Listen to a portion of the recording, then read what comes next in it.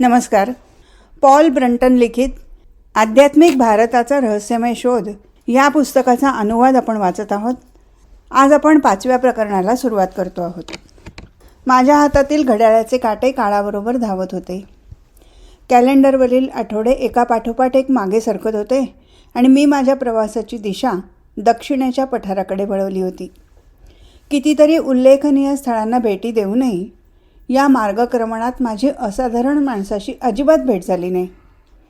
मला स्वतःला कळू न शकणाऱ्या अशा एका अनाकलनीय पण पुढे रेटणाऱ्या बळाची आज्ञा म्हणून मी माझ्या वाटचालीची गती वाढवत होतो. काही वेळा तर मी इतक्या वेगाने पुढे जायचो जणू मी एखादा पर्यटक असावा. शेवटी मी मद्रासकडे जाणारी ट्रेन पकडली. तिथे काही काळ थांबून स्वतःला स्थापित करण्याचा माझा विचार होता.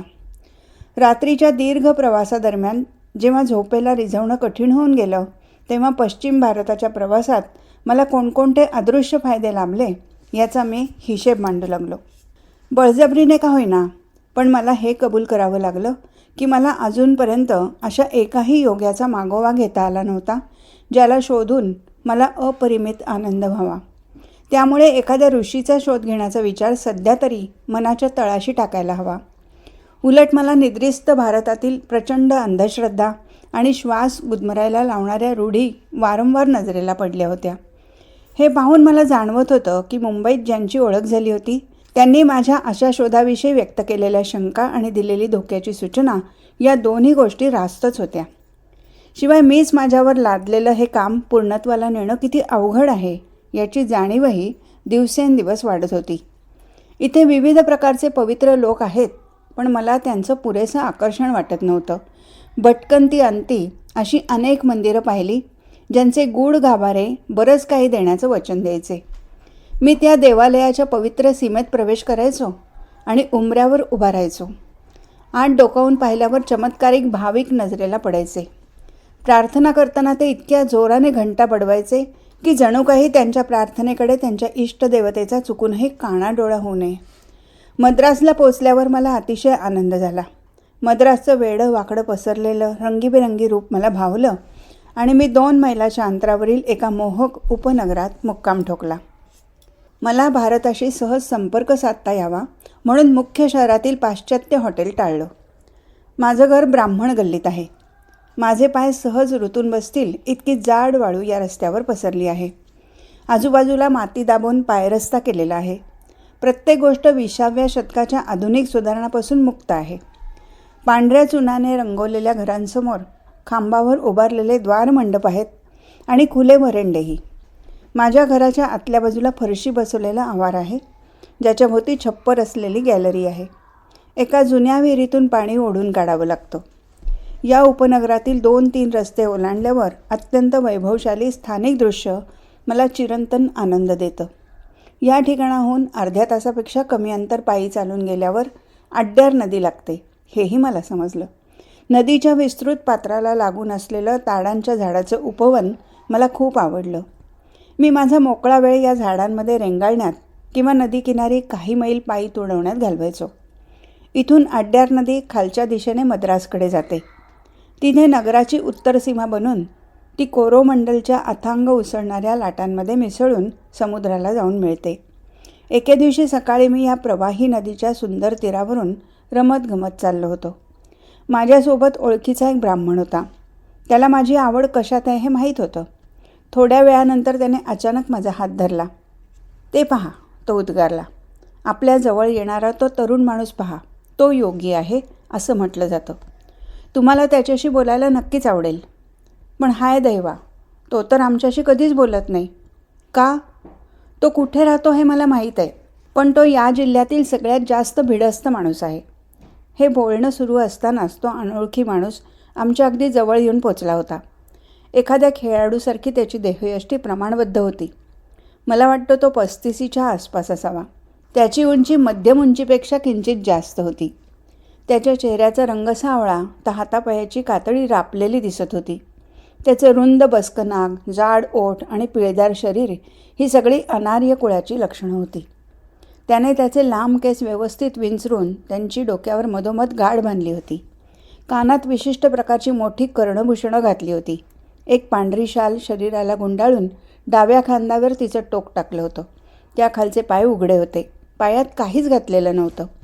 आमच्याकडे पूर्णपणे दुर्लक्ष करत एक एक पाऊल टाकत तो सावकाश पुढे जाऊ लागला.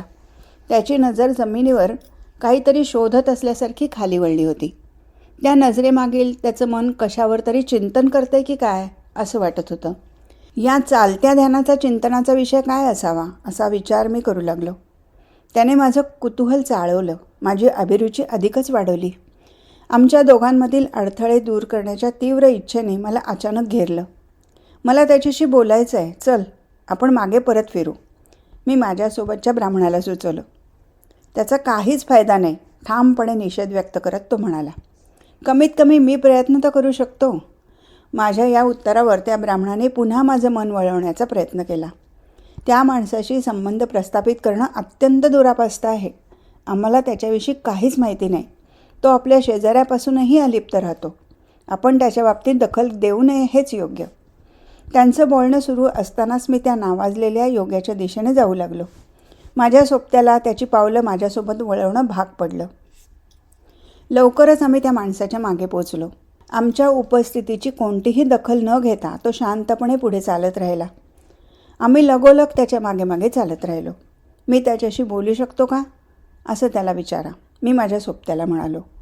तो थोडा कचरला आणि मग नकारार्थी मान हलवत म्हणाला, नाही नाही, हिंमत होत नाही. त्याने आपला दुबळेपणा जाहीर केला. एका मौल्यवान संपर्काला मी मुकतो की काय असं वाटून मी अधिक प्रयत्न करायला धजावलो.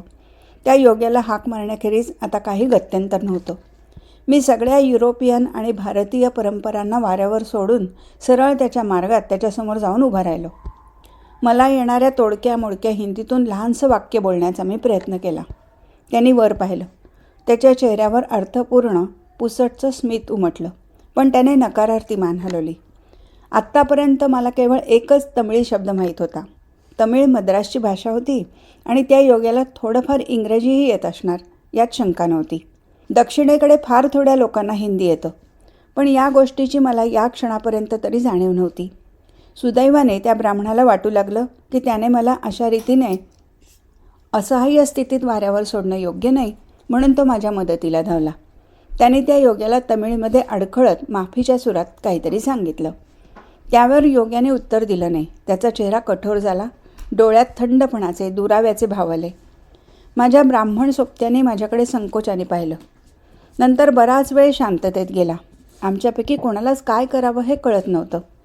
एका योग्याला बोलतं करणं किती अवघड काम असतं आणि ते करण्यासाठी मी धजावलो होतो. याचा आता मला पश्चात्ताप होऊ लागला. त्याची मुलाखत घेतलेली त्यांना आवडत नाही आणि आपल्या अनुभवाविषयी एका परक्या माणसाशी बोलायला ते तयार नसतात. एका गोऱ्या कातडीच्या माणसासाठी अखंड मौनाचा भंग करणं हे त्यांना मान्य नाही. कारण असं मानलं जातं की पाश्चात्यांना ना योगाविषयी सहानुभूती असते ना त्याच्या मार्मिकतेची समज. या भावनेमागोमाग दुसरी भावना आली. मला त्या योगाच्या भेदक निरीक्षणाची विलक्षण जाणीव झाली. कसं कुणास ठाऊक, पण मला वाटलं की तो वरकरणी अलिप्त तटस्थ असला तरी माझे आंतरिक विचार खोदून पाहत आहे. मी चुकत होतो का? पण मी ही विचित्र जाणीव झटकून टाकू शकत नव्हतो की जणू मी दुर्बिणीखाली निरीक्षण केले जात असलेला मानवी नमुना होतो. माझा सोबती खूप अस्वस्थ झाला. त्याने मला तिथून चढण्यासाठी खुणावलं. दुसऱ्या क्षणी मी त्याच्या मौन आग्रही मागणीला बळी पडलो असतो आणि तिथून पराभूत होऊन निघून गेलो असतो. तितक्यात त्या योग्याने हाताने खूण करीत आम्हाला जवळच्या एका उंच ताडाच्या झाडाखाली बसण्याचा इशारा केला. आम्ही मुकाट्याने झाडाखाली बसलो. मग तोही खाली जमिनीवर बसला.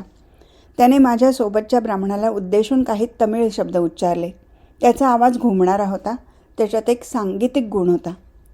योगी म्हणतोय तो तुमच्याशी बोलायला तयार आहे. माझ्या सोबत्याने त्याच्या म्हणण्याचा अर्थ सांगत स्वतःकडून पुस्ती जोडली की या माणसाने कित्येक वर्ष नदीकिनारी निर्मनुष्य गावात भटकंती केली आहे. मी त्याला सुरुवातीला त्याचं नाव विचारलं. उत्तरादाखल इतकं लांबलचक नाव ऐकायला मिळालं की मी लगेच त्याचं नव्याने नामकरण केलं. त्याचं नाव ब्राह्मा सुगनंदाह असं होतं. याशिवाय इतकीच लांबलचक आणखीही त्याची 4 नावं होती. तेव्हा माझ्याकडे करण्यासारखी एकच गोष्ट होती, ती म्हणजे त्याला ब्राह्मा म्हणणं. जर मी त्याची 5ही नावं लिहायची ठरवली तर ते पान पूर्ण भरेल इतकी ती लांबलचक होती. त्या तरुण माणसाच्या आडनावाच्या लांबीमुळे मला त्याच्याबद्दल भीतीयुक्त आदरही वाटला आणि मी गांगरलो देखील. त्यामुळे त्याबद्दल आणखी काही न बोललेलंच बरं. वाचकांच्या सोयीसाठी संभाषण दरम्यान मी त्याला दिलेल्या ब्रामा या छोट्या नावानेच त्याचा उल्लेख करणं योग्य ठरेल. कृपा करून त्याला सांगा की मला योगाबद्दल खूप आवड आहे आणि मी त्याविषयी काही जाणून घेऊ इच्छितो, मी म्हणालो. या वाक्याचं भाषांतर ऐकून योग्याने आपली मान हलवली. होय, मी ते पाहू शकतोय, तो सस्मित उत्तरला. साहेबांना प्रश्न विचारू दे. तुम्ही कोणत्या योग साधनेचा सराव करता? माझी पद्धत आहे शरीर नियंत्रणाची. सगळ्या योगांमध्ये ती जास्त अवघड आहे. शरीर आणि श्वास जणू हट्टी खेचरं आहेत असं मानून त्यांच्याशी लढायला हवं आणि त्यांच्यावर विजय प्राप्त करायला हवा. त्यानंतर मज्जापेशी आणि मनावर सहज ताबा मिळवता येतो. याचा तुम्हाला काय फायदा होतो? ब्रामाची नजर नदीपलीकडे स्थिरावली. शारीरिक स्वास्थ्य, प्रचंड इच्छाशक्ती, दीर्घायुष्य हे काय थोडे फायदे आहेत? तो म्हणाला. मी ज्या प्रशिक्षणाचा सराव करतो त्यात तज्ज्ञ झालेला योगी आपल्या मांसपेशींना लोखंडासारखं मजबूत बनवतो, ज्याच्यावर वेदनांचा परिणाम होत नाही. मला एक जण असा माहीत आहे ज्याची शस्त्रक्रिया गुंगीचं औषध न देताच केली गेली. त्यावेळेला त्याने अवाक्षरही न काढता ती शस्त्रक्रिया सहन केली. असा माणूस उघड्या अंगाने तीव्र थंडी सहन करू शकतो, तरीही त्याला काहीही इजा होत नाही. मी चटकन माझी नोंदवही बाहेर काढली, कारण आमचं संभाषण माझ्या अपेक्षेप्रमाणे जास्त रंजक होणार आहे याचा मला अंदाज आला. माझ्या नोंदीकडे ब्राह्माने सुहास्य वदनाने पाहिलं, पण त्यावर काही हरकत घेतली नाही. मला तुमच्या योग पद्धतीविषयी आणखी काही सांगा, मी त्याला विनंती केली. माझे गुरु हिमालयाच्या बर्फाच्छादित उंच पर्वतावर राहायचे आणि भोवतालच्या हिमापासून स्वतःचा बचाव करण्यासाठी केवळ दालचिनीच्या रंगाचा अंगरखा घालायचे. जिथं पाण्याचं क्षणार्धात बर्फवंत अशा जागी ते तासनतास बसत असत, तरीही त्यांना काहीच त्रास होत नसे. अशी ताकद आहे आमच्या योगाची. म्हणजे तुम्ही शिष्य आहात का? होय, मला अजूनही कितीतरी पडाव पार करायचे आहेत. योगाचा सराव दररोज करण्याच्या अखंड प्रयत्नात मी 12 वर्ष घालवली आहेत. मग तुम्हाला काही असाधारण शक्ती प्राप्त झाली आहे? ब्राह्माने होकारार्थी मान हलवली, पण चेहऱ्यावरचा शांतपणा कायम होता. या विलक्षण तरुण माणसाने माझं कुतूहल जास्तच चाळवलं. तुम्ही योगी कसे बनलात हे विचारायची परवानगी आहे का? मी काहीशा अनिश्चिततेने चौकशी केली. सुरुवातीला काहीच उत्तर मिळालं नाही. त्या झाडाच्या सावल्यांखाली आम्ही तिघं पाय मुडपून बसलो होतो. नदीच्या पलीकडच्या काठावरील नारळाच्या झाडाच्या झुंडीत चुकार कावळ्यांचा कर्कश ध्वनी ऐकू येत होता. त्या आवाजात झाडांच्या फांद्यांवरून उड्या मारणाऱ्या काही माकडांचा चंचल आवाज मिसळत होता. नदीच्या तटावरून पाणी सौम्यपणे उसळत होतं. तीव्र इच्छाशक्तीच्या आधारे ब्राह्माने अचानक उत्तर दिलं. मला वाटतं माझ्या चौकशांमागे केवळ शैक्षणिक उत्सुकता नसून काहीतरी सखोल कारणही आहे हे त्याला जाणवलं असावं. त्याने आपला हात पांघरलेल्या शालीत घेतला आणि हाताची गडी घालून नदीपलीकडच्या किनाऱ्यावरील कुठल्या तरी वस्तूकडे टक लावून बघत तो बोलू लागला. लहानपणी मी अगदी अबोल आणि एकांत प्रिय होतो. लहान वयात निरागस सवयींमध्ये, कुतूहलात मला कधीच आनंद वाटला नाही. मला इतरांसोबत खेळण्यात मौज वाटायची नाही, पण एकट्याने बागेत किंवा शेतात भटकणं आवडायचं. आपल्यातच मग्न असलेल्या मुलाला कोणीच समजून घेत नव्हतं आणि माझं जीवन फारसं आनंदी होतं असं मला म्हणता येणार नाही. मी जेव्हा 12 वर्षाचा होतो तेव्हा केवळ योगायोगाने काही मोठ्या लोकांचं आपापसातलं संभाषण चुकून माझ्या कानावर पडलं. त्यावेळी सर्वात पहिल्यांदा मला त्यांच्या बोलण्यातून योगाच्या अस्तित्वाची माहिती झाली. या घटनेने त्या बाबतीत अधिक जाणून घेण्याची इच्छा जागृत झाली. मग मी अनेक लोकांजवळ याविषयी चौकशी करू लागलो आणि अशा रीतीने मला तमिळमधली काही पुस्तकं मिळाली, ज्याच्यातून मला योगाविषयी अनेक रंजक गोष्टी कळल्या. ज्याप्रमाणे वाळवंटातून धावणारा अश्व पाण्याच्या तहानेने बेचैन व्हावा, त्याचप्रमाणे मी त्यांच्याविषयी अधिक जाणून घेण्यासाठी बेचैन झालो. पण मग मी एका अशा बिंदूपाशी येऊन पोहोचलो ज्याच्यापुढे अधिक जाणून घेणं अशक्य होतं. पुन्हा योगायोगाने एके दिवशी मी माझ्याकडील एक पुस्तक दुसऱ्यांदा वाचत असताना एक वाक्य वाचलं. योगाच्या वाटेवर यशस्वी होण्यासाठी व्यक्तिगत शिक्षक असायला हवा. या शब्दाने माझ्यावर जबरदस्त प्रभाव टाकला. मी घर सोडून आजूबाजूला प्रवास केल्यास एक चांगला शिक्षक मला नक्की मिळेल अशी आशा मला वाटू लागली. पण यासाठी माझ्या पालकांची संमती मिळू शकणार नव्हती. काय करावं हे कळत नव्हतं. अशातच मी जमवलेल्या काही माहितीच्या आधारे श्वसनाचे काही सराव गुप्तपणे करू लागलो. त्याचा मला खास फायदा झाला नाही, उलट त्याने मला हानीच पोहोचवली. एका तज्ज्ञाच्या मार्गदर्शनाशिवाय असे प्रयोग कोणीही करणं धोकादायक असतं हे मला त्यावेळी समजत नव्हतं. माझी उत्सुकता प्रचंड शिगेला पोचली होती. मी तज्ज्ञ शिक्षकांची भेट होईपर्यंत वाट पाहू शकत नव्हतो. काही वर्षातच या श्वासोश्वासाच्या पद्धतींनी आपला प्रभाव दाखवायला आरंभ केला. माझ्या डोक्यावर एक जखम बळबळू लागली. जणू कवटीच्या दुर्बळ नाजूक भागाला इजा पोचली होती आणि त्यामुळे रक्ताची धार लागली होती. एकाएकी माझं शरीर थंड पडून पूर्णतः बधीर झालं. मला वाटलं आता मी मरणार. 2 तासानंतर माझ्या मनोचक्षूसमोर एक दृश्य तरळून गेलं. पण मला एका आदरणीय योग्याची आकृती पाहिल्यासारखं वाटलं. तो मला म्हणत होता, या मर्यादा घातलेल्या गोष्टीचा सराव करून तू स्वतःला किती धोकादायक स्थितीत आणला आहेस हे पाहिलंस? हा तुझ्यासाठी अवघड धडा, कठोर शिक्षा ठरू दे. दृश्य विरलं आणि नेमकी त्याच क्षणापासून माझी परिस्थिती सुधारू लागली. मी पूर्णपणे बरा झालो. पण त्या जखमेचे व्रण अजूनही आहेत. ब्राह्मणी आपलं डोकं वाकवून त्याची टाळू आम्हाला दाखवली. तिथे एक वर्तुळाकार व्रण स्पष्टपणे दिसत होता. त्या दुर्दैवी अनुभवानंतर मी श्वसनाचा सराव करणं सोडून दिलं आणि घरची बंधनं थोडी शिथिल होण्याची वाट पाहत काही वर्ष घालवली. तो पुढे सांगू लागला, जेव्हा मला स्वातंत्र्याची संधी चालून आली तेव्हा मी घर सोडलं आणि शिक्षकाच्या शोधात बाहेर पडलो. मला माहीत होतं की शिक्षकाला नीट पारखून घेण्याचा उत्तम मार्ग म्हणजे त्याच्यासोबत काही महिने घालवणं. मला अनेक शिक्षक आढळले. त्यांच्यासोबत राहण्यात काही काळ घालवून मी अपेक्षाभंगाच्या ओझ्यासह घरची वाट पकडायचो. त्यांच्यापैकी काही मठाधिपती होते, तर काही आध्यात्मिक शैक्षणिक संस्थांचे प्रमुख होते. पण का कुणास ठाऊक कोणीच माझं समाधान करू शकलं नाही. त्यांनी मला भरपूर तत्त्वज्ञान सांगितलं, पण ते त्यांच्या अनुभवातून साकारलेलं नव्हतं. बहुतेक जण पुस्तकात लिहिलेल्याची पुनरावृत्ती करायचे. त्यांच्यापैकी कोणीही व्यवहारोपयोगी मार्गदर्शन करू शकलं नाही. मला पुस्तकी ज्ञानापेक्षा योगाचा प्रात्यक्षिक अनुभव जास्त महत्त्वाचा वाटत होता.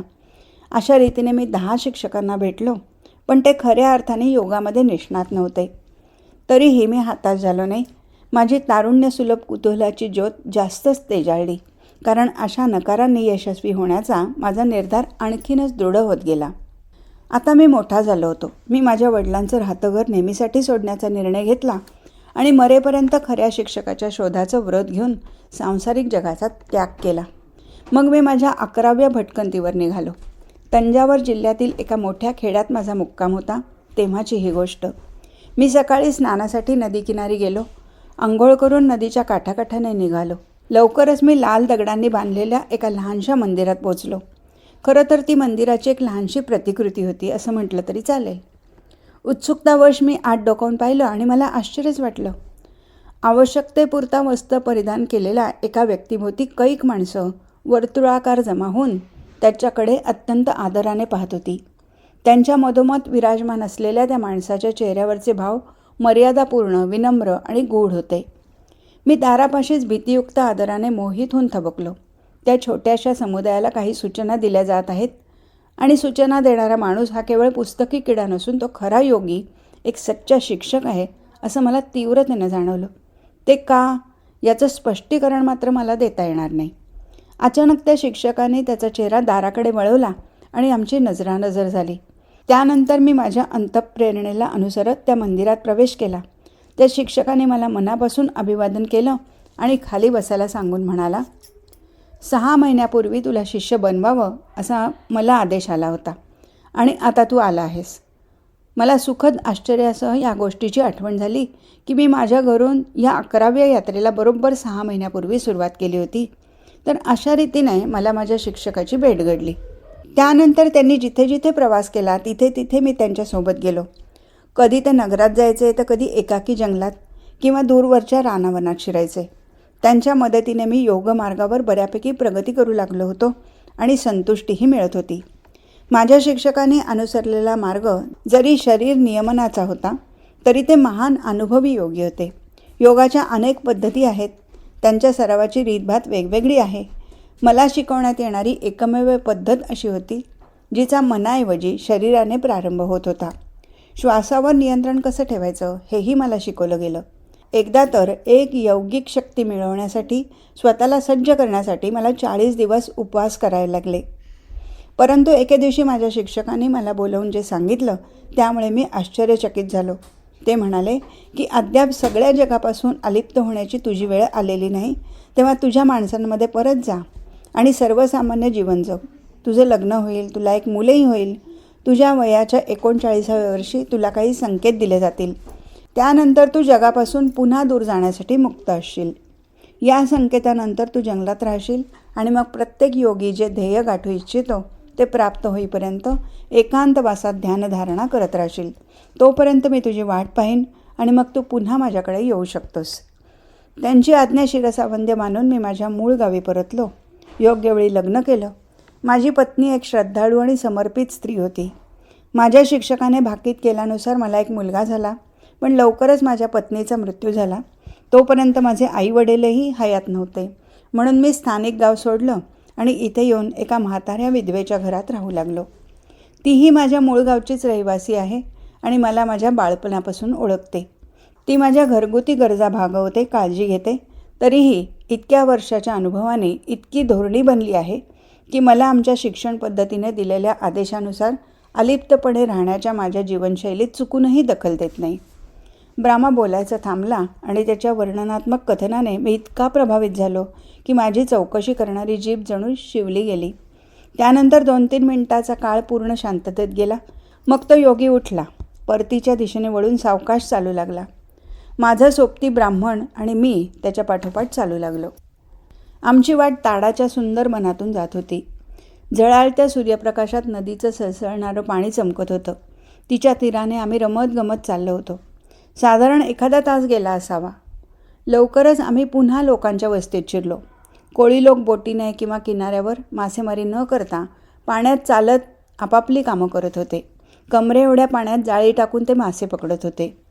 नदीवर झेपावणाऱ्या दिमागदार पक्ष्यांमुळे त्या सुंदर दृश्याच्या रमणीयतेत भर पडत होती. हवेच्या सुगंधित लहरी समुद्राच्या दिशेने येत आमच्या चेहऱ्याला सुखद स्पर्श करत होत्या. चालत चालत आम्ही एका रस्त्याला लागलो आणि नाईलाजास्तव मला नदीपासून दूर जावं लागलं. तितक्यात डुकरांचा एक कळप चित्कारत आमच्या जवळून पसार झाला.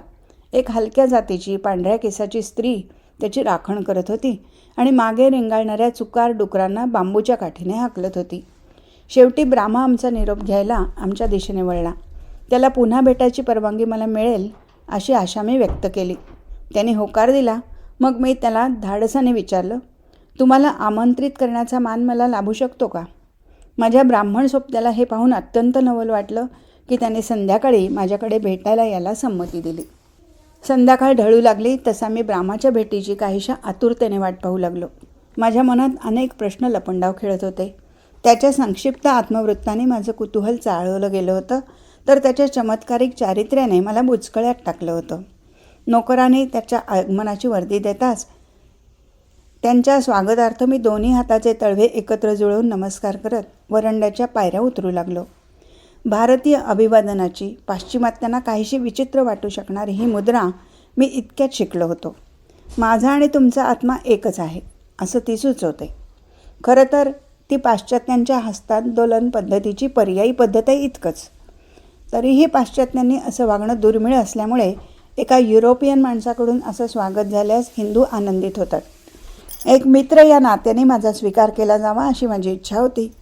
त्यामुळे मला माहिती असणाऱ्या भारतीय प्रथा आणि परंपरांचा आदर राखण्याचा कसोशीने प्रयत्न करत होतो. याचा अर्थ असा नाही की मी स्थानिक माणूस बनलो होतो.